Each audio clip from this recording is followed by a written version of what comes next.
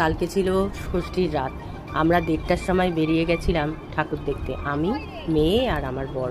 তারপরে আমাদের এখানে এত ভালো ভালো ঠাকুর হয়, তাই জন্য আমার আর কোথাও যেতে ইচ্ছা করে না। নিজের এলাকায় সুন্দর যদি ঠাকুর হয় তাহলে কোথায় যাবেন বলুন। তাই জন্য দেখো আমরা আবার অত রাত্রিরে এইসব টুকটাক খেয়েও ছিলাম। তারপরে মেয়েকে বললাম, তারপরে মেয়ে আর মেয়ের বাবা তো পান খাওয়ার জন্য পাগল। মেয়ে ছোটোবেলা থেকেই পান দেখলেই বলতো মা পান কিনে দাও। ওর বাবাও একটা পান খেলো, মেয়েও একটা পান খেলো।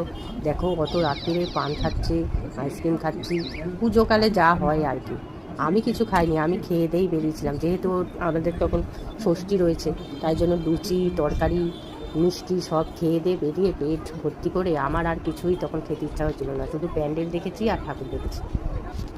বনগাঁতে আমরা কখনোই সন্ধেবেলায় বেরোতে পারি না নিজেরা, কারণ এত ভিড় ভাট্টা, আর যেহেতু ও বাইক নিয়ে বেরোয় তাই জন্য আমাদের হয় না। তাই আমরা অনেক রাত্রি করে বেরোলেই আমাদের আনন্দটা ভালো হয় সব সময়ের জন্য।